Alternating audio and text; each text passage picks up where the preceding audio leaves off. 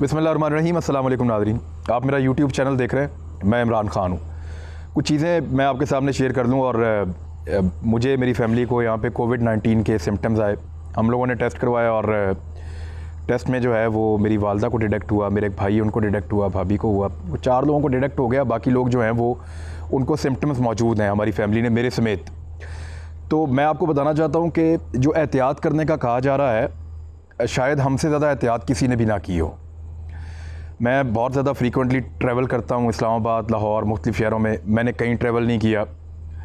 हमारी फैमिली ने इस मरतबा ईद पे किसी किस्म की कोई शॉपिंग नहीं की। पिछले 3-3.5 महीने से हमारे घर में से कोई भी दुकान तक नहीं गया चल के। जो सामान हमारे घर में आता है वो 2-2, 3-3 दिन बाहर पड़ा रहता है। और जो ड्राइवर लेकर आता है या कोई बंदा लेकर आता है वो डिक्की में ही गाड़ी की पड़ा रहता है। 3 दिन 4 दिन के बाद उसको प्रॉपर सफाई करवाने के बाद हम सामान को घर के अंदर लेके जाते हैं। हमारे घर के अंदर पिछली तरफ से हमने एक सीढ़ियाँ हैं, वहाँ से ऊपर एक वॉशरूम है, उसको रखा हुआ है कि जब कोई शख्स को बहुत ज़रूरी बाहर जाना पड़ जाए, जैसे कि मैं टीवी चैनल पे प्रोग्राम करने के लिए जाता था और वहाँ पे भी हम पूरी एहतियात करते थे।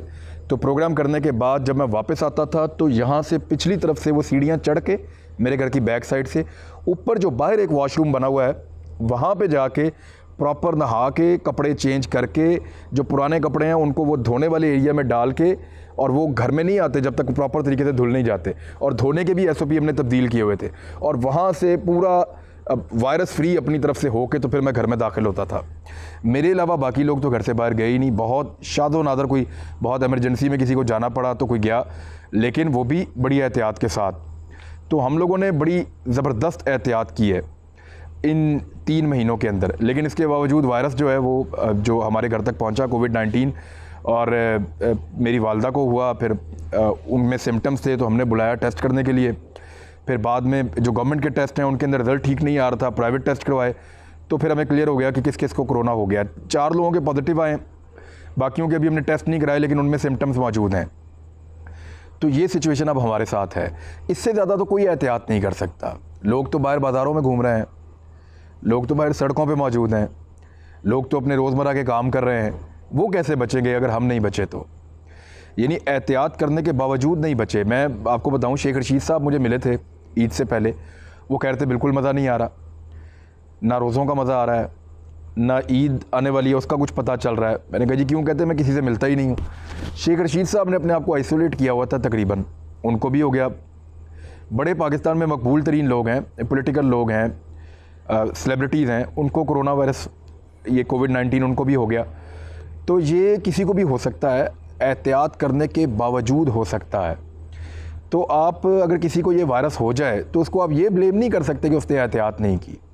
हमने तो जितनी हो सकती थी मैक्सिमम, जिस लेवल पे जाके गवर्नमेंट ने पाकिस्तान की बताई थी उससे ज़्यादा एहतियात की है।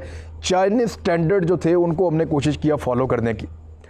मास्क हम कभी नहीं उतारते थे, बाहर बहुत ज़्यादा एहतियात करते थे, लेकिन इसके बावजूद अब ये जो है वो इस तरह का वायरस है वो हम तक पहुंच गया है। अब उसमें चंद चीज़ें जो हमने फ़ौरी तौर पे की हैं वो मैं आपको बता देता हूं। एक तो मेरी डॉक्टर अजमर साहब से बात हुई, जिनका इंटरव्यू थोड़े दिन पहले मैंने GNN पे किया था, और उनके अलावा कुछ और डॉक्टर से बात हुई है।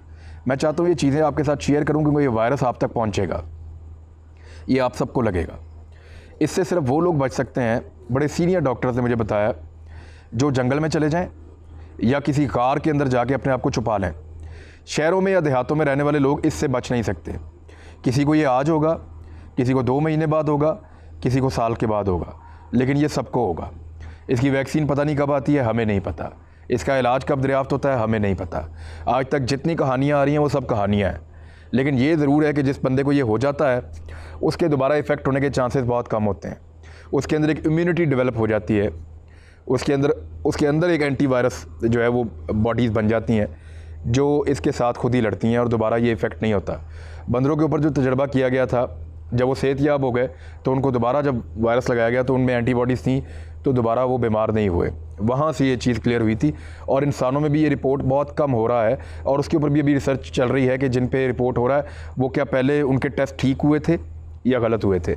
अब सबसे पहली चीज़ ये है कि हम लोग भी जब एकदम घर में पता चला तो सारे टेंशन में आ गए थे, थोड़ा सा चिड़चिड़ा माहौल बन गया था। लेकिन मेरी आप सबसे ये गुजारिश है कि बिल्कुल टेंशन में ना आए, आपने पैनिक नहीं करना। अगर आपको पता चले कि आप कोविड-19 आपका पॉजिटिव है तो कोई ज़रूरत नहीं है आपको यहाँ पे पैनिक करने की।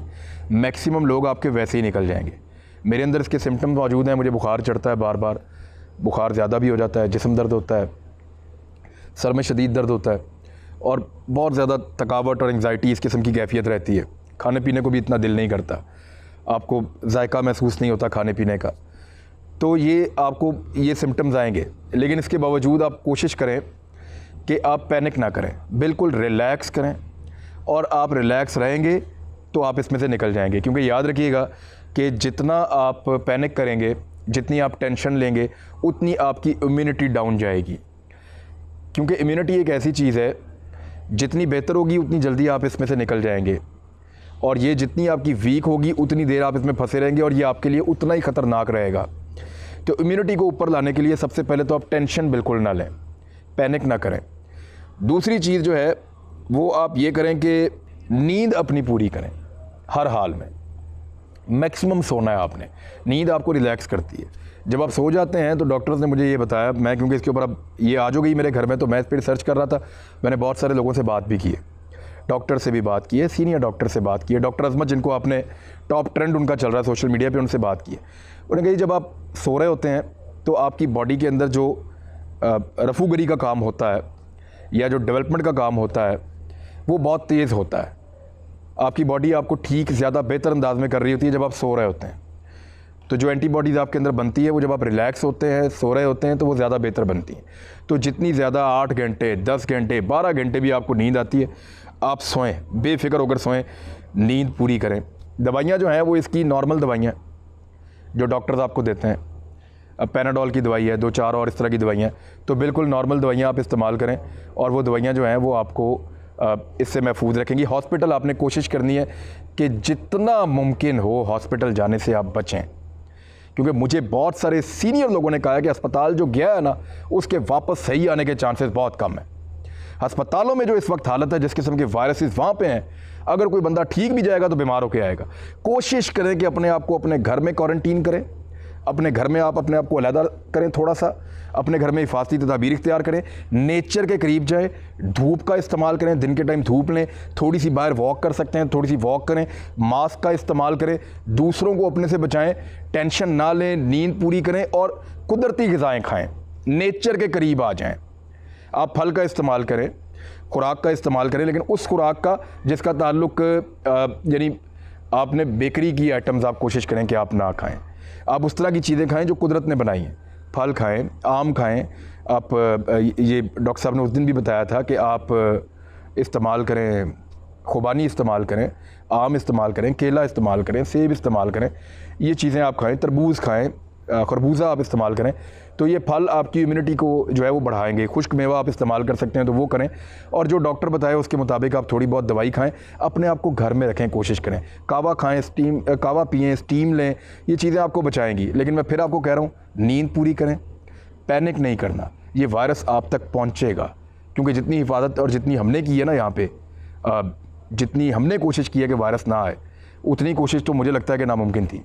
लेकिन इसके बावजूद ये वायरस हमारे घर तक आया, तो ये आप तक भी आएगा, खुदा ना खास्ता, लेकिन आप इसमें महफूज रहेंगे इंशाअल्लाह। अपना ख्याल रखिएगा। अल्लाह हाफ़िज़।